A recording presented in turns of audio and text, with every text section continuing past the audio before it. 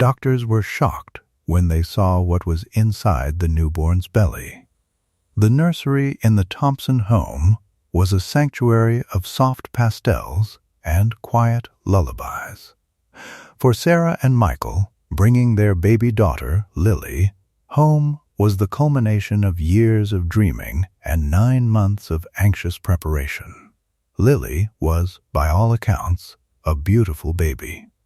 She had bright eyes, a button nose, and a contagious giggle that could melt the hardest heart. But as the weeks turned into months, a shadow of worry began to creep into Sarah's mind.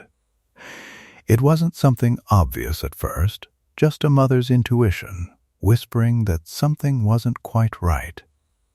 Lily was a good eater, but she seemed to be gaining weight in a strange way. Her arms and legs remained petite, but her stomach was becoming increasingly distended. It was round, firm, and disproportionately large for her tiny frame. "It's just colic," the pediatrician assured them during the 2-month checkup, barely glancing up from his clipboard. "Some babies are just gassy. Keep doing the bicycle legs and give her the drops. She'll grow out of it." Sarah wanted to believe him. She wanted to be the relaxed, happy mother who didn't overreact to every little thing. So she went home and did exactly what the doctor ordered. She massaged Lily's tummy. She cycled her little legs. She bought every brand of gas relief drops on the market. But the gas didn't go away. In fact, it got worse. By the time Lily was 4 months old, she looked like she had swallowed a balloon. She became fussy, crying whenever Sarah laid her down for a diaper change. She would pull her knees up to her chest, her face turning red with effort. One afternoon, while Sarah was giving her a bath, she felt something that made her blood run cold. As she washed Lily's belly with a soapy washcloth, her hand brushed against something hard. It wasn't the softness of a full tummy. It felt solid. It felt like a rock sitting deep inside her daughter's abdomen. "Michael." Sarah screamed, wrapping Lily in a towel. "We're going to the hospital. Now." The drive to St. Mary's Children's Hospital was a blur of rain and panic. Michael tried to stay calm, driving with white-knuckled grip on the steering wheel, while Sarah sat in the back, holding Lily's hand, praying it was just a blockage, a hernia, anything fixable. When they arrived at the ER, the triage nurse took one look at Lily's distended stomach and immediately flagged them for priority. They were ushered into a sterile room, and a team of doctors descended. Dr. Chen, a senior pediatric surgeon, palpated Lily's stomach. His expression shifted from professional neutrality to deep concern. "We need an emergency ultrasound and a CT scan," Dr. Chen ordered, his voice tight. "There is a significant mass in the abdominal cavity." The word mass hung in the air like a guillotine blade. Sarah buried her face in Michael's shoulder, sobbing. Cancer. It was the only word her brain could conjure. "My baby has cancer." The next hour was agony. Lily was taken away for the scans, leaving her parents alone in the waiting room with their terrifying thoughts. When the doors finally opened and Dr. Chen returned, he wasn't holding a chart. He was holding the scans, and he looked pale. "Mr. and Mrs. Thompson," he said, sitting down opposite them. "We have the results. And it's not what we expected. It's not a tumor." "Thank God," Michael exhaled.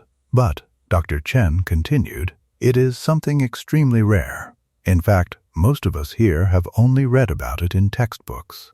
We found something inside Lily's stomach, and it's growing." Sorry for the interruption. Before we continue with this shocking medical mystery and reveal what was actually inside the baby, I kindly ask you to like the video and subscribe to this channel. It is very important for us to keep bringing you these stories. Thank you very much. Dr. Chen placed the CT scan on the light box. He pointed to a large, complex shape taking up nearly half of Lily's abdominal space. What you are looking at, Dr. Chen explained, is a condition known as fetus in fetu. Sarah stared at the image, confused. Fetus? You mean a baby? Yes, the doctor said gently. Lily absorbed her twin while she was in the womb. It's a rare developmental anomaly where one twin stops growing and becomes enveloped by the other. Usually, the absorbed tissue disappears, but in Lily's case, the parasitic twin survived inside her abdomen. It has attached itself to her blood supply, and it has continued to grow. The room spun. Sarah looked at her innocent baby daughter sleeping in the crib. She wasn't just a baby. She was a host. She was carrying her own brother or sister inside her. Is it alive? Michael whispered, horrified. It is not conscious, Dr. Chen clarified quickly. It has no brain function or heart of its own. It is a parasitic mass. But it has developed a spine, limb buds, and hair. And because it is feeding off Lily's blood supply, it is putting a massive strain on her heart and crushing her organs. We have to operate immediately to remove it. The surgery was scheduled for the next morning. It was high risk. The mass was fused to Lily's kidneys and wrapped around her aorta. One wrong cut could cause a catastrophic hemorrhage. Sarah kissed Lily's forehead as they wheeled her into the operating theater. Be brave, my little flower, she whispered. Let go of them. It's okay to be alone now. The surgery took 6 hours. Sarah and Michael paced the hallway, watching the clock hand tick away seconds of their lives. Finally, Dr. Chen emerged. He looked exhausted, wiping sweat from his forehead. It's done, he said. We removed the mass successfully. It weighed nearly 2 pounds. He showed them a picture taken during the surgery. It was shocking. A partially formed fetus with distinct features, a tragic echo of what could have been another child. But looking at it, Sarah didn't feel fear anymore. She felt a strange sense of closure. The twins had been together until the very end, but now it was time for Lily to live her own life. The recovery was miraculous. Without the parasite draining her energy and compressing her stomach, Lily bloomed. A few months later, the difference was night and day. The image of Lily sitting on the blue carpet captures her transformation perfectly. She is sitting up on her own, something she couldn't do before the surgery. She is wearing a purple long-sleeved shirt and patterned pants, looking directly at the camera with bright, intelligent eyes. But the most touching part of the photo is her hands. She is holding her belly.